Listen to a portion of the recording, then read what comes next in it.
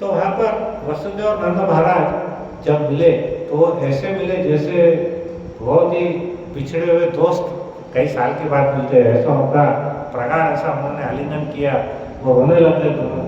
क्योंकि वास्तव में देखा जाए तो वसुदेव जी जो थे वो नंद बाबा और यशोदा मैया के बहुत ऋणी थे। क्यों ऋणी थे? क्योंकि उनके जब बालक श्री कृष्ण पैदा हुए थे तब उन्होंने क्या किया, छोटे से बालक को यमुना पार करके, वो कहानी हमने देखी है ना, वो भगवान को टोकरी में लेकर के और वो वहाँ पर उनको नंद बाबा के पास वो छोड़ करके आए थे। तो वो बहुत ज़्यादा कृतज्ञ थे उनके, तो उन्होंने सादर वंदना किए। और कृष्ण और बलराम ने भी क्या किया, नंद बाबा और यशोदा मैया का आलिंगन किया। और उन्होंने नंद बाबा और यशोदा मैया ने क्या किया, कृष्ण और बलराम को अपनी गोदी में बिठा लिया जैसे वो छोटे बच्चे हैं। हालांकि वो इतने बड़े बड़े हुए थे, लेकिन उनके माँ और पिताजी के सामने हम हमेशा कैसे रहने वाले हैं, छोटे बालक ही रहने वाले। तो उन्होंने अपने गोदी में बिठाया, उनका माथा सूंघा, उनको चूमा, बहुत प्यार किया। और वो भी दोनों अपने अपने माँ बाबा माँ पिताजी को कैसा चिपट गए। और उनकी कृष्ण की तो वाणी ऐसी अवरुद्ध हो गई थी कि गले में से कुछ बात ही नहीं निकल रही थी भगवान, और वो बोल भी नहीं सक रहे थे। उन दोनों माता पिता ने बच्चों की तरह गोद लेकर के आलिंगन किया। और दीर्घ काल से मिलने के कारण उनका दुख बहुत तीव्र हो गया था। जब हम किसी को बहुत सालों के बाद मिलते हैं ना तो हमको बहुत खुशी भी होती है और दुख भी होता है। तो दोनों रोने लगे थे। कृष्ण देवकी के पुत्र थे, बलराम रोहिणी के पुत्र थे। दोनों यशोदा माता का आलिंगन किए और उन्होंने बोला कि यदि स्वर्ग का पूरा ऐश्वर्य भी हमने अगर यशोदा माँ को दे दिया तो भी हम उसके एहसान का बदला नहीं चुका सकते। क्यों नहीं चुका सकते? क्योंकि इन्होंने हम दोनों बालकों का लालन पालन वैसा ही किया है जैसा एक पक्षी अपने घोंसले में छोटे छोटे बच्चों की देखभाल करता है। करेक्ट है ना? तो वो दोनों इतने ज़्यादा प्रसन्न थे, वो बता रहे थे सबको कि हमारे जो ये माता है इनका हम इतने ऋणी हैं कि हम इनका कभी भी वो ऋण उतार ही नहीं सकते। फिर उन्होंने बोला कि फिर वसुदेव बोले कि देखो वास्तव में ये हमारे पुत्र है ही नहीं, ये किसके पुत्र है? आपके ही पुत्र है। हमने तो सिर्फ इनको जन्म दिया, लेकिन आपने क्या किया, इनको पाला पोसा, है ना? तो ये आपके ही पुत्र है और आपने कभी इनको कोई भेदभाव नहीं किया। आपने इनको कैसा पाला? अपने ही पुत्रों की तरह पाला। और वो बोली कि फिर उन्होंने बोला कि आप दोनों अत्यंत महान है। फिर वो जो माता जी थी उनको यशोदा मैया और रोहिणी देवी, वो बताने लग गई सबको क्या कि इनके बगैर गोपियाँ एक पल भी इनको मतलब भूल नहीं सकती। जितनी गोपियाँ थी, देखो यहाँ पर गोपियों का भाव कोई काम वासना का नहीं है, वो कैसा है, शुद्ध प्रेम है। इसलिए क्या होता है, गोपियों की लीलाएं हर व्यक्ति को नहीं बता सकते। हमको श्रीमद् भागवतम में 10वां स्कंद है गोपियों के बारे में। तो हमारे जितने भी जो कथाकार बहुत सारे ऐसे हैं, वो क्या करते हैं, सीधा कथा के अंदर में गोपियों की लीलाओं के ऊपर में आते जा रहे हैं। लेकिन प्रभुपाद ने उसके लिए मना किया है। उन्होंने क्या बोला है, पहले आपको 9 स्कंद पढ़ना पड़ेगा, उसके बाद में आपकी उतनी पात्रता होगी तो ही आप 10वें स्कंद को हाथ लगाएंगे। बराबर है? तो हर कोई ऐसा चलता फिरता व्यक्ति राधा और कृष्ण के प्रेम को, गोपियों के और कृष्ण के प्रेम को समझ नहीं सकता। ठीक है? तो यहाँ पर वो बोलने लगे कि वो गोपियाँ कृष्ण के विरह में इतनी पागल हो गई थी कि उनको एक क्षण भी ऐसा एक युग के बराबर लगता था अगर वो कृष्ण को नहीं देखे थे। जैसे मैंने पहले भी बताया था, ये जो पलके है हमारी, ये किसने बनाया है? ब्रह्मा जी ने। तो ब्रह्मा जी को गालियाँ देती थी रोज कि अरे वो कृष्ण जब वहाँ पर गाय चरा के आते हैं तो हम उनका एक साथ दर्शन नहीं कर सकते, क्योंकि बीच बीच में पलके झपकती है तो उतना हमारा नुकसान होता है। तो बोलती है कि ब्रह्मा जी को अकल ही नहीं, उन्होंने कैसी रचना की है, ये हमारे ये जो आंखों की पलके हैं क्यों बनाए करके। अभी बहुत सारे जीव जंतुओं में पलके नहीं रहते। उन्होंने सोचा कि जैसे अभी सांप के अंदर में पलक नहीं रहती, बराबर है। उनको लगा कि ये ब्रह्मा जी को डिजाइन करना नहीं आया, गलती कर दी उन्होंने। तो उनको इतना प्रगाढ़ प्रेम था श्री कृष्ण के लिए। फिर जब कृष्ण क्या किए, गोपियों को मिलने के लिए एकांत में चले गए और एकांत में जाने के बाद उन्होंने गोपियों से क्या बातें की। उन्होंने बोला कि देखो, मैं और बलराम हम दोनों के पीछे ये जो राजपट चलाना था, तो हमको इसके कारण क्या हुआ, हम उसमें बहुत ज़्यादा व्यस्त थे, हमको बहुत सारे दुश्मनों का भी हमको सामना करना पड़ा, उनसे युद्ध करना पड़े। तो इसका मतलब ऐसा नहीं है कि हम तुमको भूल गए, हम विवश थे कि हम आपको याद नहीं कर सके, है ना। लेकिन तो इसलिए चूंकि हम तुमको भूल गए, तुम्हें ऐसा लगता है तो तुम भी हमको भूल गई क्या, ऐसा उन्होंने प्रश्न पूछा गोपियों को। भाई हम तो मजबूरी से बंधे हुए थे, इतना बड़ा लाखों लोगों को हमको संभालना है, तो हमको तो हमारे कार्य करने पड़ेंगे, तो इसका मतलब ये नहीं है कि हम आपको भूल गए। तो उन्होंने पूछा कि चूंकि तुमको ऐसा लगता है कि हम तुमको भूल गए, तो तुम भी हमको भूल गई क्या। तो फिर उन्होंने बोला कि वास्तव में तुम्हें छोड़ने का हमारा अभिप्राय नहीं था। फिर उन्होंने बहुत अच्छी बात बताई कि उन्होंने बोला हमारा जो ये मिलना और बिछड़ना है, ये कैसा है, ये ईश्वर निश्चित करते हैं। देखो, कोई व्यक्ति हमारे बहुत प्रिय रहता है, वो हमारे साथ भी रहता है और फिर हमसे बिछड़ जाता है, तो हमारे हाथ में कुछ भी नहीं रहता, कुछ भी नहीं कर सकते। वो कैसे होता है, वो भगवान का अभिप्राय है कि उसको कितने समय तक साथ में रहना। जैसे मान के चलो, रुई के कण है या धूल के कण है, उस समय तक साथ में रहते हैं, फिर बाद में वो अलग हो जाते हैं। तो उन्होंने वो उदाहरण दिया कि जैसे धूल के कण साथ में आते हैं और कुछ समय के बाद में अलग हो जाते हैं। तो ये जो मिलना बिछड़ना है, ये मेरे हाथ में नहीं है, ये विधाता के हाथ में है ना। उन्होंने ऐसा किसको समझाया, गोपियों को समझाया कि तुमसे बिछड़ने का मेरा कोई कारण नहीं है, वो हमारे भाग्य में जितना लिखा था उतना ही मिल सके ऐसा। और उन्होंने बताया कि जैसे मट्टी का बर्तन है, वो 5 तत्व से बना है। मट्टी का बर्तन जब रहता है वो क्या कैसे बनता है, जल, मट्टी, वायु, आकाश और अग्नि, है ना। वो भूमि, जल, वायु, अग्नि और आकाश 5 तत्वों से बनता है। और जब वो टूट जाता है तो भी उसमें वही 5 तत्व रहते हैं। साबुत मट्टी का जो घड़ा है, उसको जब कुम्हार बनाता है तो उसके अंदर 5 तत्व लगते हैं, और जब वो टूट जाता है तो उसमें भी 5 ही तत्व रहते हैं। वैसे ही हमारा शरीर है 5 तत्वों का बना हुआ है, बराबर है। अगर हम हमारी मृत्यु भी हो गई तो वही 5 तत्वों में विलीन हो जाते हैं, 5 तत्व होते हैं। तो उन्होंने ऐसा बताया कि सभी बातों को, इसमें आपको दुख करने का कोई कारण नहीं है, विलाप मत करो। और इसके बाद उन्होंने बोला कि जो व्यक्ति कृष्ण भावना में रहता है, वो अपनी भौतिक शक्ति और संपत्ति का उपयोग कृष्ण की सेवा में करता है। मान के चलो आप कृष्ण के भक्त है, तो आप क्या करेंगे, अपना जो भी थोड़ा बहुत धन है या हमारा जो धन है, सेवा करेंगे। हम किसके लिए करेंगे, भगवान के लिए सेवा करेंगे। और किंतु भावनामृत की अनुपस्थिति में क्या करता है, वो स्वयं को भोक्ता मानता है। अगर हम देखिए, प्रसाद भगवान को भोग लगा करके स्वीकार करते हैं, तो हम किसके लिए प्रसाद बना रहे हैं, भगवान के लिए बना रहे हैं। लेकिन अगर हम भगवान को भोग नहीं लगाते और खुद खा लेते हैं, तो उसका मतलब क्या है कि हम खुद के लिए कर रहे हैं। उसको ऐसा जो प्रसाद है उसको क्या बोलते हैं, पाप खाने के जैसा है। तो यहाँ पर उन्होंने ये कौन किसको समझा रहे हैं, कृष्ण गोपियों को समझा रहे हैं।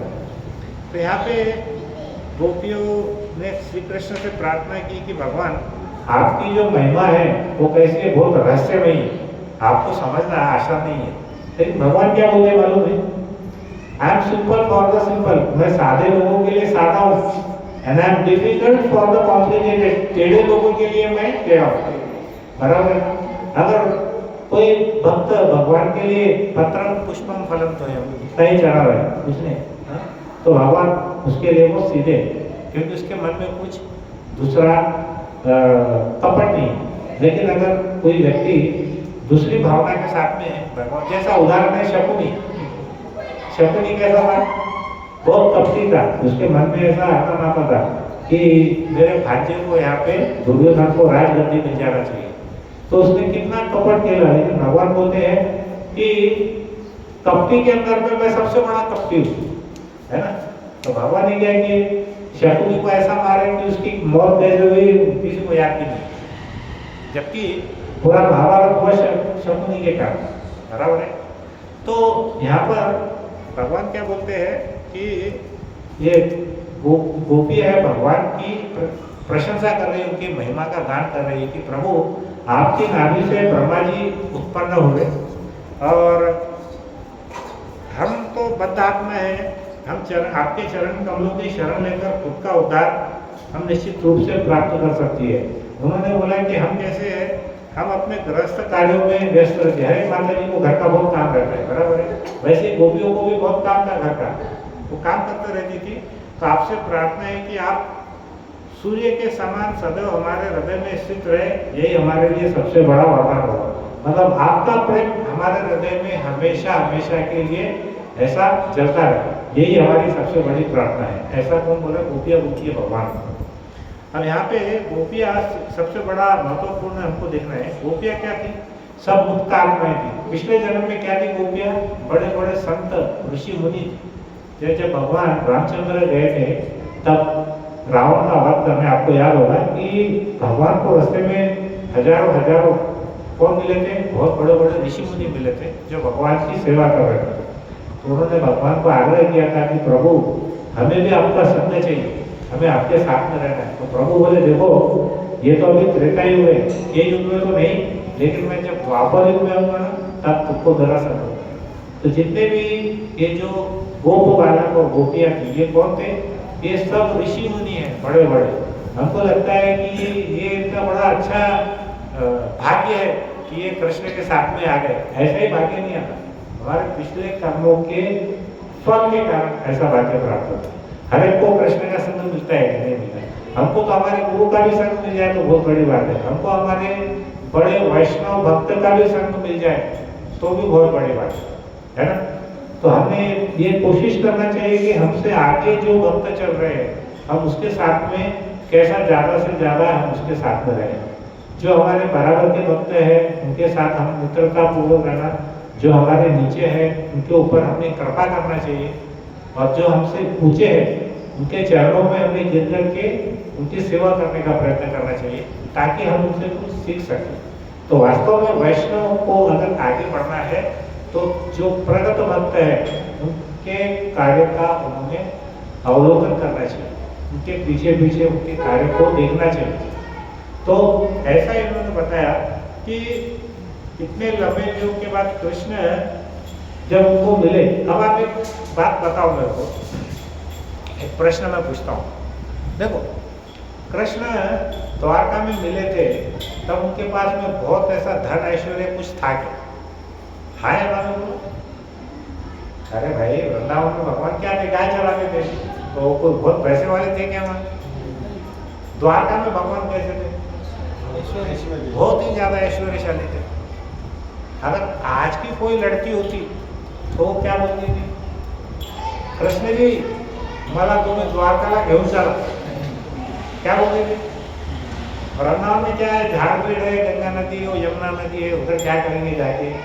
पैसा किधर है, सोना किधर है, हमारे पास में हाँ मर्सिडीज कार है, हवाई जहाज है, चलो किधर जाने का? द्वारका को जाने का। बोलती थी या नहीं बोलती थी?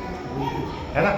लेकिन वो जो गोपियाँ थी वो किसी के भी मन में इच्छा नहीं थी द्वारका जाने की, कोई भी द्वारका जाना नहीं चाहती। वो कहाँ जाना चाहती थी? वृंदावन। किसको लेकर के? कृष्णा को खींच के लेकर के वो कहाँ लेके जाना चाहती थी? वृंदावन में लेके जाना चाहती थी। तो ये जो क्रिया है कि भगवान को खींच करके लेकर वृंदावन में लेकर के आना, यही रथ यात्रा है। समझ में आए क्या? रथ यात्रा जो निकलते हैं ना, जगन्नाथ रथ यात्रा, वो क्या है? भगवान क्या करते हैं उनके मंदिर में, उनका मंदिर मतलब ऐश्वर्यशाली, भगवान को दिन भर भूख लगते रहता हूँ। भगवान सिर्फ 3 घंटा सोते, बाकी 21 घंटा जागते रहते। और भगवान का पूरा ऐश्वर्यशाली वहाँ पर श्रृंगार है, भोग है, सब चलते रहता वहाँ, रसोई चालू रहती उधर। तो वहाँ पर चैतन्य महाप्रभु राधा रानी के भाव में अवतरित होते हैं और वो क्या करते हैं? जगन्नाथ जी को वो गुंडेचा मंदिर में लेके जाते हैं। तो गुंडेचा किसका प्रतीक है? वृंदावन का प्रतीक। तो वहाँ पर ये जो भाव है जगन्नाथ रथ यात्रा का, जो पूरे विश्व में अभी सब जगह होता है, हर देश में जगन्नाथ रथ यात्रा होती है, जिसमें हजारों हजारों भक्त रहते हैं। हमारे जगन्नाथपुरी में तो लाखों भक्त रहते, 25 लाख लोग रहते। हाँ, तो उनका भाव क्या है, सबका भाव क्या है कि भगवान आप हमारे साथ चलो, कहाँ पे, वृंदावन में। तो उनको द्वारका से निकाल करके वृंदावन में लेके आते हैं। तो ये किसका प्रतीक है, ये शुद्धता का प्रतीक है, ये उनकी पवित्रता का प्रतीक है कि उनके मन में किसी भी प्रकार का कोई भौतिक सुख की आसक्ति नहीं है। उनको क्या चाहिए, उनको भगवान की सेवा चाहिए, उनको भगवान का संग चाहिए। तो समझ में आया जगन्नाथ रथ यात्रा का क्या महत्व है कि सभी भक्त क्या चाहते हैं, जो शुद्ध भक्त है कि भगवान वह द्वारका से निकल करके कहाँ है, वृंदावन में। तो चैतन्य महाप्रभु किसके भाव में थे, राधा रानी के भाव में, और जगन्नाथ जी उन्होंने स्वयं भगवान है। तो वो क्या करते हैं, राधा रानी के भाव में उनको खींच करके यहाँ पर लेके आते हैं गुंडीचा मंदिर में, जो कि वृंदावन है। तो यहाँ पर वृंदावन में श्री कृष्ण के साथ वो आनंद उठाना चाहती है, और गोपियों से आसक्त होने के कारण भी क्या होता है, श्री कृष्ण कभी भी वृंदावन छोड़ करके नहीं जाते। ऐसी कहावत है कि श्री कृष्ण हमेशा वृंदावन में ही रहते हैं, कभी भी गोपियों को छोड़ करके जाते नहीं हैं। और सभी वृंदावनवासी कृष्ण भावनामृत से परिपूर्ण और संतुष्ट रहते हैं। अभी देखिए परम पूज्य राधानाथ स्वामी महाराज जितनी भी यात्राएं निकालते हैं, तो हमारी अधिकतर यात्रा कहाँ जाती है आपको मालूम है? अधिकतर यात्रा, अगर आप पिछले 25 साल का रिकॉर्ड निकालेंगे तो ज़्यादा से ज़्यादा यात्रा या तो वृंदावन जाती है या तो मायापुर जाती है। बाकी द्वारका में मेरे को कभी याद नहीं है, बहुत ही कम यात्रा की। साउथ इंडिया, दक्षिण भारत में भी बहुत कम यात्रा की। अभी महाराज यात्रा ले जा रहे हैं वाराणसी, अयोध्या में। अयोध्या मैं भी कल जा रहा हूँ अयोध्या में, हमारे संभाजी नगर के भक्तों के साथ 2 महीने पहले उन्होंने बताया था। तो संभाजी नगर यात्रा, संभाजी नगर के बहुत अच्छे बड़े भक्त हैं वहाँ पर। श्रीमान राम लक्ष्मण प्रभु है, कन्हई ठाकुर प्रभु पूना के मंदिर के प्रेसिडेंट अध्यक्ष हैं। एक जीव दया प्रभु बहुत सुंदर प्रोड से देते हैं, बॉम्बे से आते हैं, वो भी साथ में। और करीब 80 भक्त हैं जो अभी जा रहे हैं अयोध्या, उसके बाद में प्रयागराज और वाराणसी, ऐसा 3 जगह पर जाने वाले हैं सब लोग। तो ये बड़ा परम सौभाग्य है कि आज एक दिन पहले हमारा बुधवार आएगा, अगर एक दिन बाद आता तो हमारा शायद प्रवचन मिस हो जाता। तो भगवान बड़ा प्लानिंग के साथ में पूरा तिथि डिसाइड की। तो हम जब यात्रा जब याद नहीं था हमारे को ये प्रवचन की सेवा है या नहीं। तो ये यहाँ पर हम इसके बाद में जो अगला अध्याय है उसमें क्या होता है मालूम है, श्री कृष्ण की रानी के साथ में द्रौपदी मिलती है। श्री कृष्ण की कितनी रानियाँ थी, 16,108। तो पहले जो 8 रानियाँ हैं, प्रमुख रानियाँ, उनके साथ में द्रौपदी मिलती है और उनको पूछती है कि आपका विवाह श्री कृष्ण के साथ में किस प्रकार हुआ, मतलब क्या है, सबसे उनकी लव स्टोरी पूछती है कि आपने शादी कैसे की, आपने शादी कैसे की। तो हम ये अगले प्रवचन में क्या करेंगे, ये जो द्रौपदी का जो भगवान की रानियाँ हैं वो उनके बारे में चर्चा करेंगे कि उनका मिलन कैसे हुआ। तो ऑलरेडी 8:30 बजे 35 हो गए। तो प्रभु जी थोड़ा कीर्तन करेंगे 5 मिनट, प्रभु जी 5 मिनट कीर्तन करेंगे। और कुछ अनाउंसमेंट है आप माता जी आपका कुछ है तो बताइए, नहीं तो फिर हम यहाँ पर हम हमारे इस आज के प्रवचन को विराम देते हैं।